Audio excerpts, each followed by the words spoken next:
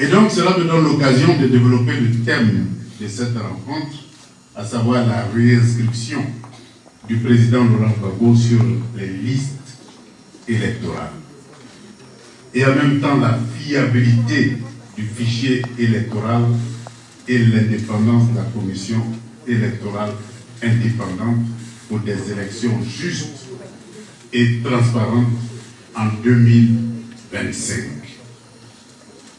Pour développer cela, je vais reformuler, pour mettre cela dans une perspective historique et en même temps montrer d'où on part, où on est arrivé et où on s'en va. Nous sommes partis du parti unique et grâce à la volonté politique d'un seul individu, le camarade Laurent Gbagbo, il a su installer dans la tête de chaque Ivoirien le logiciel du multipartisme, le logiciel de la démocratie. Et c'est devenu un rêve national. Le rêve d'un individu est devenu un rêve de tous les citoyens de la Côte d'Ivoire. Et en 90, nous sommes passés du rêve à la réalité du multipartisme. Mais attention, le multipartisme, ce n'est pas la démocratie. Le multipartisme est le stade inférieur de la démocratie. Et donc, aujourd'hui, le défi majeur que nous devons relever, c'est comment passer du multipartisme à la démocratie. Hier, le FPI a été l'instrument de passage du parti unique au multipartisme et le FPI a fait face à un obstacle majeur, c'est-à-dire l'hégémonie de la France-Afrique sur la Côte d'Ivoire, et nous n'avons pas pu dépasser ce stade-là et nous avons perdu une bataille. C'est-à-dire comment asseoir la démocratie et comment asseoir la souveraineté de la Côte d'Ivoire. Nous avons perdu cette bataille. Et le tout dans une bataille, ce n'est pas de tomber, mais c'est de savoir... Mettez le cœur. Et nous nous relevons aujourd'hui avec un nouvel instrument qui est le Parti des peuples africains Côte d'Ivoire. Le seul nom du nouveau parti est le concentré des leçons que nous avons tirées de notre échec et en même temps donne la perspective, je dirais, l'orientation globale de la marche à suivre pour éviter que ce qui nous est arrivé en 2011 ne nous arrive encore en 2025. Et pour éviter cela, eh bien, nous avons perdu parce qu'on était isolés. Non seulement isolés de la gauche africaine, isolés d'une bonne partie de la gauche mondiale. Et donc cette isolation-là ne nous a pas permis de construire les synergies aussi bien panafricaines qu'internationales pour faire face à la coalition internationale qui s'est abattue contre Laurent Gbagbo et qui s'est abattue contre la Côte d'Ivoire. Et c'est en tirant ces leçons-là que nous avons créé le PPACI.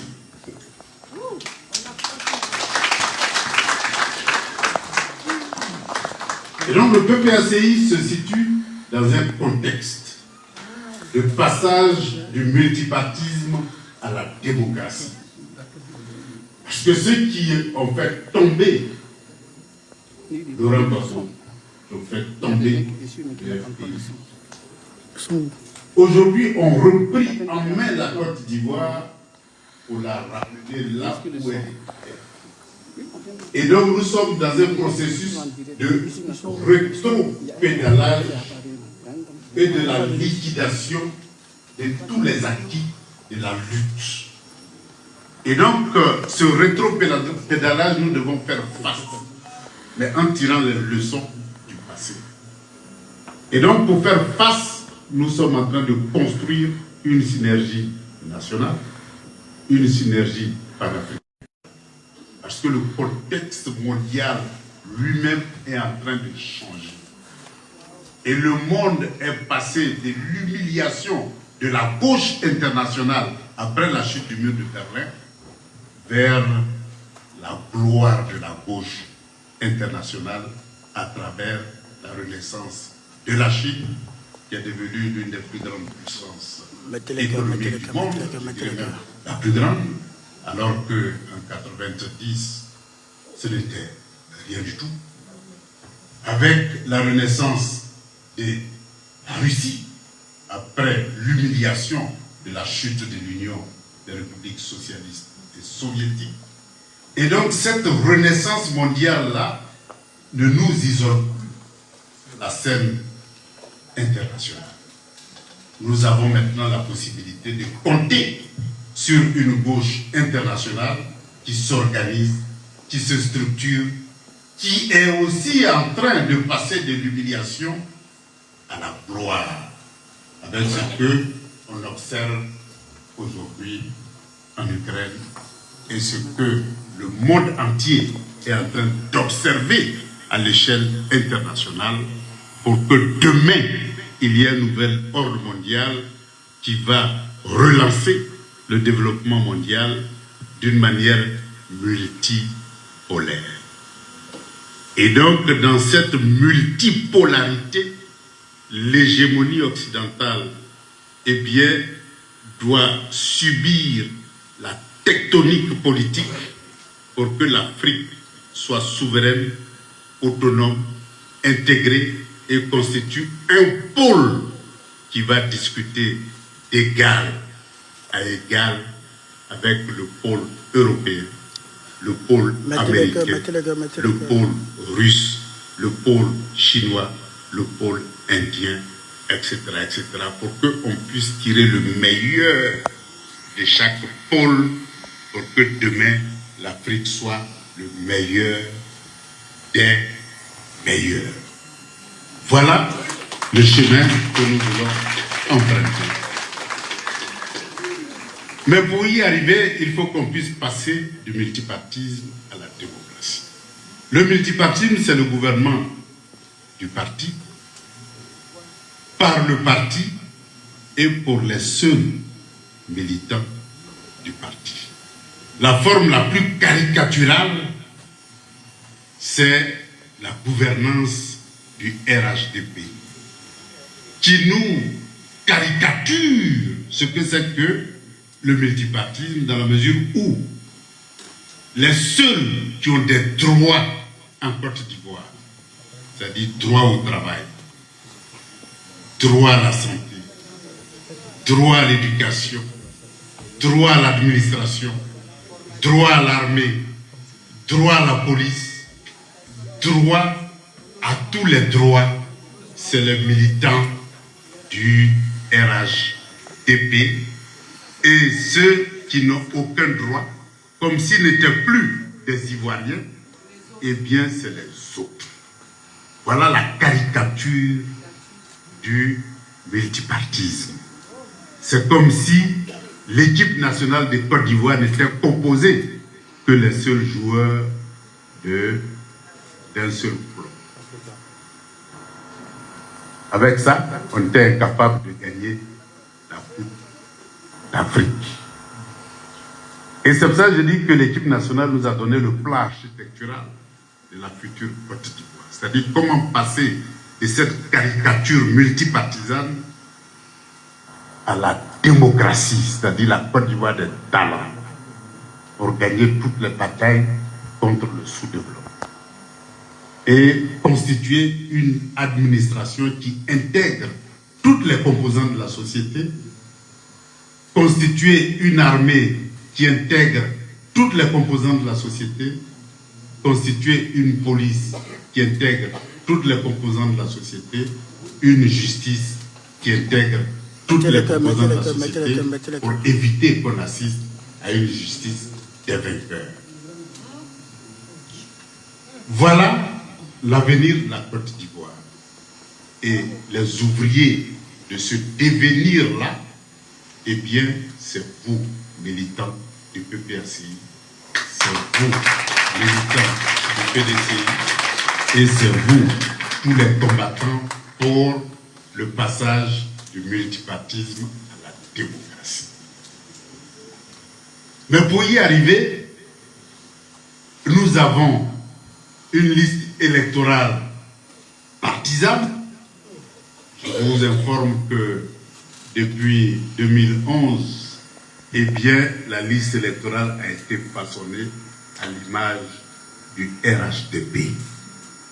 Il faut donc maintenant une liste électorale consensuelle.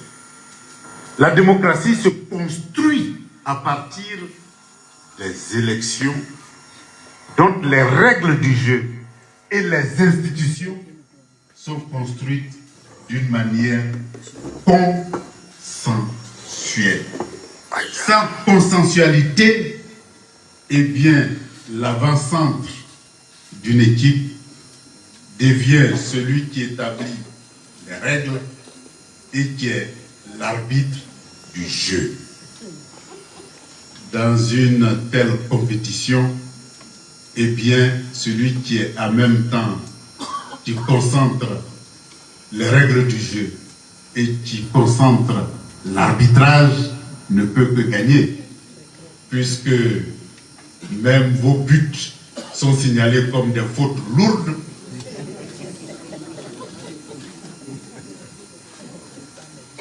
Et la défaite même de celui qui a l'arbitre est considérée comme une victoire parce que c'est lui qui a le sifflet et qui dit penalty tiré, vous allez gagner parce que dans tous les cas, c'est vous qui devez gagner. C'est ce que nous devons éviter. Et pour y arriver, la bataille que nous allons engager, c'est réinscrire Laurent Gbagbo. Mettez le cœur. 2. S'organiser pour avoir une liste électorale consensuelle, inclusive et qui rassemble tous les citoyens en âge de voter en Côte d'Ivoire. Si cette condition-là est réunie, il n'y a aucune raison que la majorité ne soit pas de notre côté.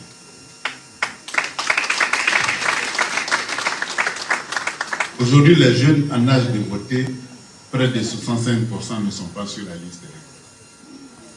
Donc imaginez-vous si tous ceux-là sont sur la liste électorale. La configuration change radicalement. Mais avoir une liste électorale consensuelle ne suffit pas.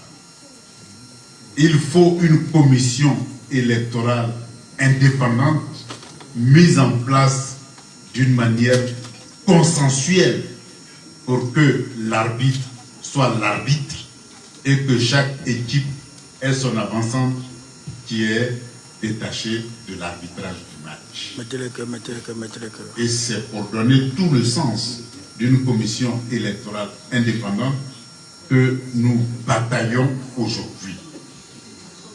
Et c'est lorsqu'on aura gagné ces deux batailles-là, une liste électorale consensuelle, une commission électorale consensuelle, que nous pouvons nous armer de courage pour faire passer la Côte d'Ivoire du multipartisme à la démocratie en faisant émerger les forces démocratiques contre ceux qui essaient aujourd'hui de ramener la Côte d'Ivoire sous les votes du parti unique en s'octroyant tous les droits.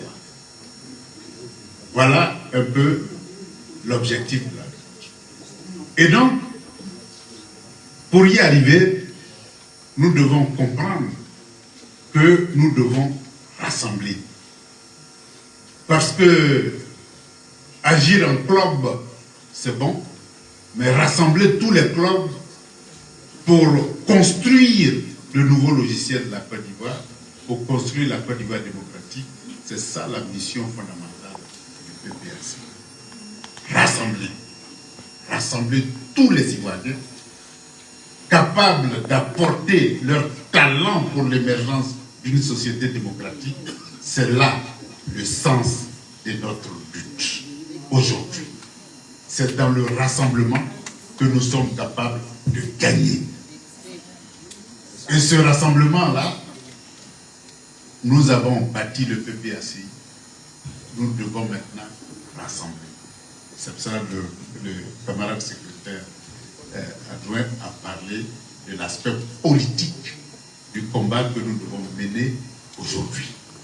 Après avoir implanté le PPACI qui doit servir de locomotive. Et à cette locomotive-là, eh bien, il faut accrocher toutes les autres composantes de la société pour conduire la Côte d'Ivoire vers la démocratie. Voilà notre mission actuelle. Rassembler. Partager. Le maître mot. Ce qu'on peut appeler le mot d'ordre. Rassembler pourquoi? Pour une liste électorale consensuelle, une commission électorale consensuelle pour des élections justes et transparentes demain en 2025 pour que non seulement on puisse gagner les élections mais qu'on puisse aussi gagner les résultats des élections. C'est ça aussi qui est la vérité.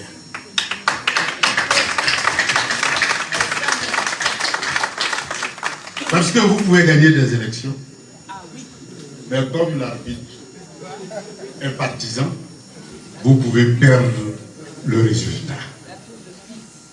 Et la seule façon de ne pas perdre le résultat après avoir gagné l'élection, c'est d'avoir une liste électorale consensuelle et une commission électorale consensuelle. Voilà les deux conditions pour qu'on gagne et les élections et les résultats. Et c'est cette victoire-là qui va nous permettre maintenant de construire la démocratie et de construire la souveraineté. Parce que n'oublions pas une chose, démocratie sans souveraineté, c'est ce que nous avons expérimenté avant 2011. Et on a vu ce que ça donnait. C'est-à-dire l'absence de souveraineté monétaire a été une arme entre les mains des faucons de la France-Afrique pour nous étouffer monétairement et nous empêcher de réussir. Et donc, il ne peut y avoir une véritable démocratie que dans le combat pour la souveraineté. C'est avec l'armée française instrumentalisée par la française que nous avons été vaincus. En transformant une armée, une puissance mondiale militaire en des mercenaires contre la La honte. La honte. Et donc, demain, on ne pourra parler de démocratie véritable que si nous débarrassons de l'armée française et que l'armée française rentre. Qu'il rentre. Qu'il rentre. Qu'il rentre. Parce que ton agresseur d'hier ne peut jamais devenir ton gardien. Pour assurer ta sécurité. Jamais. Jamais. Nous voulons donc une nouvelle coopération qui permet de construire une armée nationale, Guimau. qui ait une capacité de dissuasion contre toutes les forces extérieures qui vont s'aventurer à remettre en cause la volonté du peuple.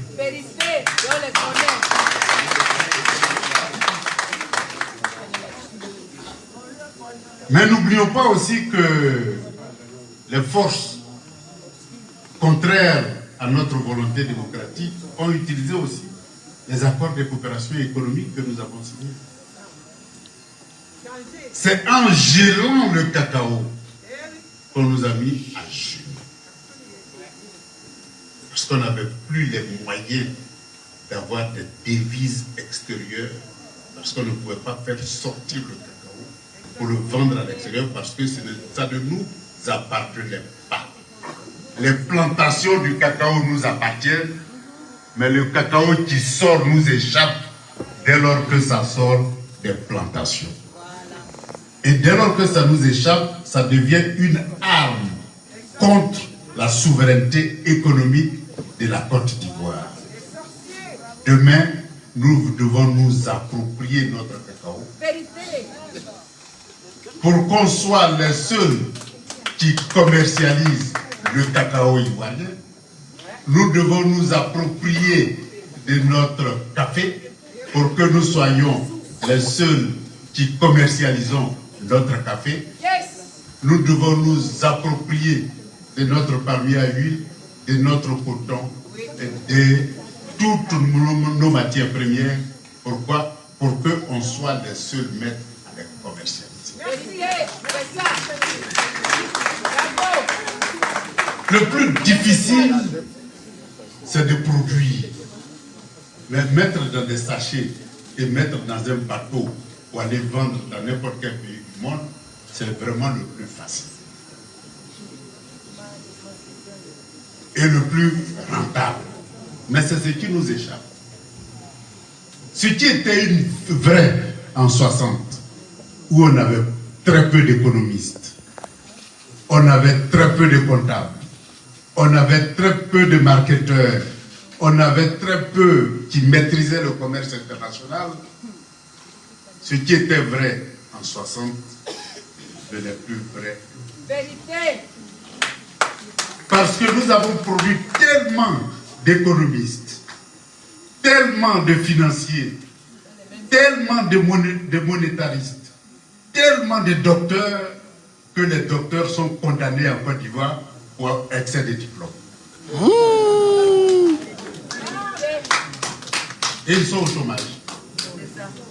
Et donc, nous avons les moyens humains et intellectuels d'être maîtres de notre économie, d'être maîtres de notre monnaie et d'être maîtres de notre défense et sécurité, parce que nous avons des Saint-Syriens qui sont sortis des grandes écoles du monde au niveau militaire, au niveau sécuritaire, qui ont la capacité de prendre en main notre projet de défense et de sécurité, mais qui, malheureusement, ont fait plus de 12 ans, 13 ans de prison. À Dobo-Blé, qui vient tout juste de sortir, qui est un Saint-Syrien. Et donc, qui a une capacité de stratégie que n'importe quel stratège européen, ou américain, ou russe, ou chinois. Et donc, est capable de construire une armée qui a une capacité défensive et une capacité de dissuasion. Ah ouais. Et donc, au niveau compétence, aujourd'hui, vraiment, on n'a plus rien à prouver pour être maître de notre destin. La preuve, sur 400 000 jeunes qui sortent des grandes écoles, des universités et de toutes les écoles professionnelles de Côte d'Ivoire, il n'y a que 20% qui ont de l'emploi. Il n'y a que 20% qui ont de l'emploi. C'est-à-dire les 80% sont des candidats au djihadisme, au banditisme, à la mendicité et à l'immigration. Voilà ce qu'ils ont comme choix. Et donc, dès lors que même ces choix qui sont illicites n'existent plus, ce qui se passe, eh bien, c'est la révolte. Et la révolte, on ne sait pas où ça peut nous conduire. Une révolte peut être positive, c'est-à-dire entraîner une révolution, comme complètement négative, c'est-à-dire nous conduire vers l'anarchie totale. Nous voulons construire démocratiquement et pacifiquement une nouvelle Côte d'Ivoire.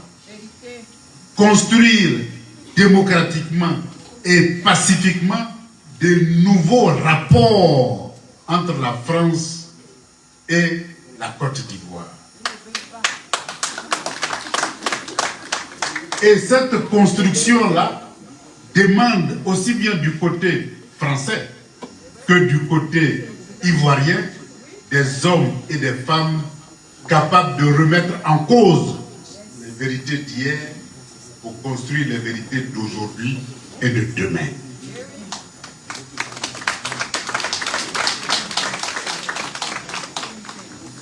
Nous ne voulons plus que le cacao ivoirien ne soit pas capable de devenir du chocolat en Côte d'Ivoire. Pourquoi même? Oh. Parce que pour faire du chocolat, aujourd'hui, on a toute l'expertise, tous les talents pour le faire. Nous ne voulons plus que nos matières premières quittent le sol africain sans être transformées en produits finis pour donner de l'emploi aux 400 000 jeunes qui sortent de nos grandes écoles professionnelles. Oh. Ah, monsieur le ministre. Nous ne voulons plus importer uniquement des bouteilles de viande. Nous devons être capables de les produire sur place. Nous ne voulons plus donc importer des produits finis uniquement. Nous voulons importer des équipements pour produire sur le sol africain des produits finis. Et donc, un nouvel équilibre entre l'Europe et l'Afrique est nécessaire. Et une nouvelle autonomie est nécessaire parce qu'il n'y a plus que l'Europe qui a le monopole de la science, de la technique et des équipements. Nous avons la Chine, nous avons la Russie. Et nous ne voulons que le meilleur pour notre continent. D'où que ce meilleur vienne. Mais pour acheter en Russie, ce n'est pas en euros qu'on va l'acheter. Pour acheter en Chine, ce n'est pas avec l'euro qu'on va acheter.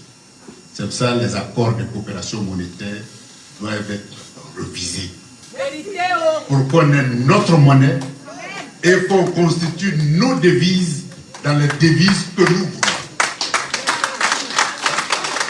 Mettez le cœur, mettez le cœur, mettez le cœur. Et non pas un accord monétaire qui nous oblige à n'avoir que des euros ou des dollars. Mais si demain on vous sanctionne, on gèle vos euros et vos dollars, eh bien vous ne pouvez plus bouger. Ça devient une arme. Nous voulons donc une Afrique souveraine pour préserver la démocratie. Et donc la bataille pour la souveraineté n'est pas isolée de la bataille pour la démocratie. C'est la conjugaison de ces deux batailles-là qui va nous permettre de passer du multipartisme à la démocratie.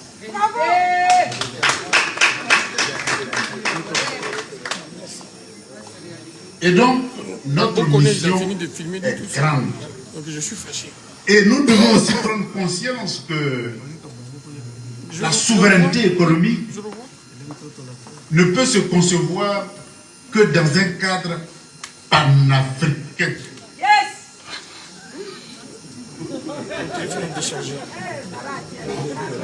Pourquoi dans un cadre panafricain? Parce qu'en Côte d'Ivoire, nous ne sommes que 30 millions. Même si nous voulons produire tout ce que nous importons, les 30 millions ne suffisent pas pour le faire. C'est impossible. Et nous n'avons pas toutes les écoles nécessaires pour sortir tous les cadres nécessaires pour produire sur place tout ce que nous importons. Nous avons donc besoin de repartir cette tâche-là entre tous les pays africains pour que chacun puisse produire quelque chose qui soit complémentaire de ce que le voisin produit. Et c'est cette complémentarité-là que nous recherchons à travers un processus panafricaniste.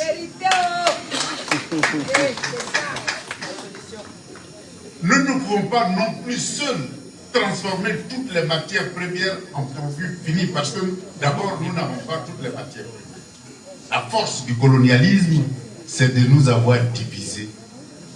Celui-là produit du cacao, il est spécialiste des cacao. Le voisin produit du pétrole, il est spécialisé dans le pétrole. L'autre produit du fer, il est spécialisé dans le fer. L'autre produit telle autre matière première, il est spécialisé. Et donc, nous devons, par pays, en fonction des spécialisations qui constituent le socle de la colonisation, nous devons être capables, dans chaque pays africain, de transformer les matières premières en produits finis et d'échanger entre nous. Voilà la vérité de demain. Voilà le logiciel de demain. Voilà le plan architectural de l'Afrique.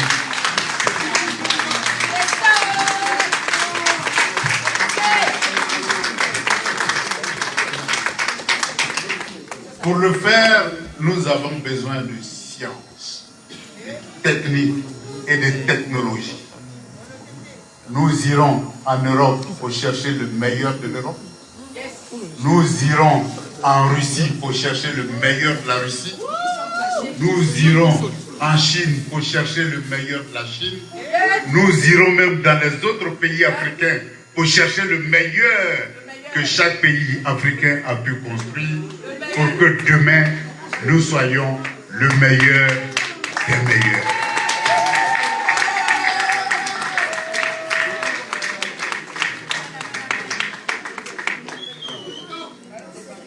Et l'Afrique est le seul continent qui a toutes les matières premières qu'on peut imaginer sur la planète Terre, et donc qui a toutes les matières premières pour produire sur son sol tout ce que le continent consomme.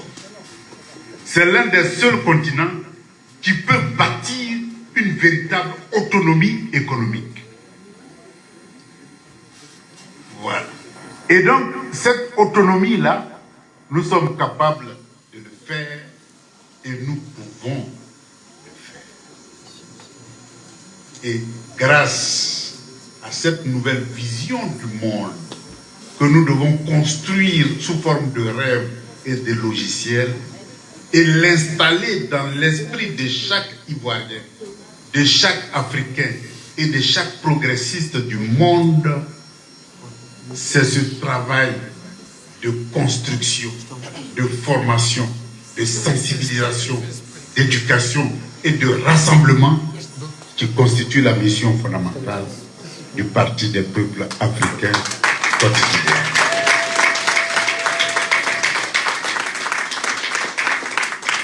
Nous devons donc en prendre conscience. Nous devons donc nous donner les mains. Souvent, j'entends dire, ouais, je suis découragé après nos différents échecs. Alors, vous êtes en train de vous battre contre quelqu'un. Vous êtes nombreux et certains disent, je suis découragé. Mais si vous êtes découragé, vous serez perdu. Mais la défaite sera encore plus grave parce que vous pouvez ne même plus exister en tant qu'être humain. Donc, découragement n'est ni socialiste, ni démocratique, ni panafricaniste, ni ivoirien.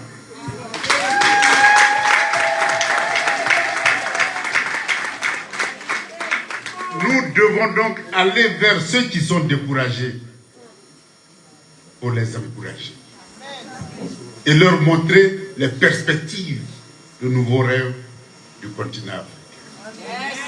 Nous devons aller vers les hésitants pour les mobiliser et installer dans leur tête de nouveaux rêves du continent africain et de la Côte d'Ivoire. Nous devons donc prendre notre bâton de pèlerin, nous mobiliser, aller chez chacun, former, éduquer, sensibiliser. Ce que Laurent Gbagbo a fait hier, tout en mobilisant, en sensibilisant, pédagogiquement, patiemment, pacifiquement, pour construire le multipartisme, nous devons nous armer du même courage. Parce que maintenant, il n'y a pas que Laurent Gbagbo, il y a vous tous ici présents.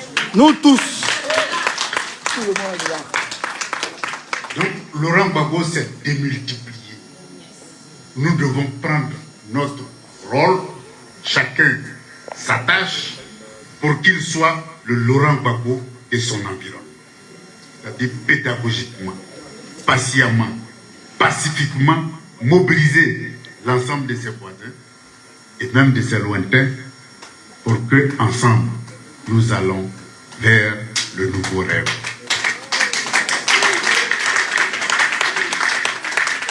Donc, pour nous laisser le temps d'échanger, je vais conclure en disant que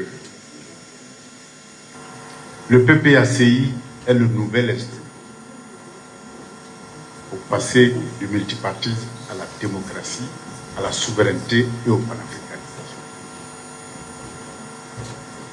Et vous êtes les soldats de cette vision. Nous devons donc prendre conscience de la mission qui nous reste. Nous avons fait beaucoup de sacrifices pour arriver là. Mais nous avons encore beaucoup de sacrifices à faire. Et rien de grand ne se construit sans grand sacrifice. Et la vie de Laurent Gbagbo le démontre. Soyons tous des Laurent Gbagbo pour faire passer la Côte d'Ivoire du multipartisme à la démocratie, à la souveraineté et au panafricanisme. Merci, monsieur le ministre. On peut acclamer monsieur le ministre Awa Tombelo, s'il vous plaît. On acclame le ministre, s'il vous plaît. Merci. Merci, monsieur le ministre.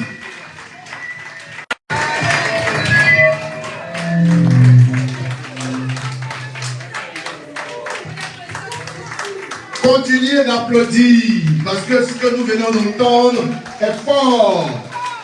Est fort. C'est une vision panafricaniste du PPACI, une vision panafricaniste du président Laurent Gbagbo, que le vice-président exécutif vient de parfaitement nous démontrer. J'aimerais qu'on l'applaudisse encore plus fort, s'il vous plaît. Monsieur le ministre Awa Tombelo, merci. Merci, camarade Eric. Et merci de votre écoute. J'espère qu'on va mettre tout ça en application. On va continuer le combat et on va le gagner. Il a dit tout dernièrement que Laurent Gbagbo s'est démultiplié. Et donc chacun de nous est Laurent Gbagbo. Chacun doit mobiliser autour de lui et même plus loin. C'est pour ça que je voulais saluer le camarade Lobé Médard qui a créé un collectif, une coordination de tous les équipiers de France. Ils se sont constitués pour apporter de l'aide sur le terrain en Côte d'Ivoire. Le camarade Lobé Médard, sous vos acclamations.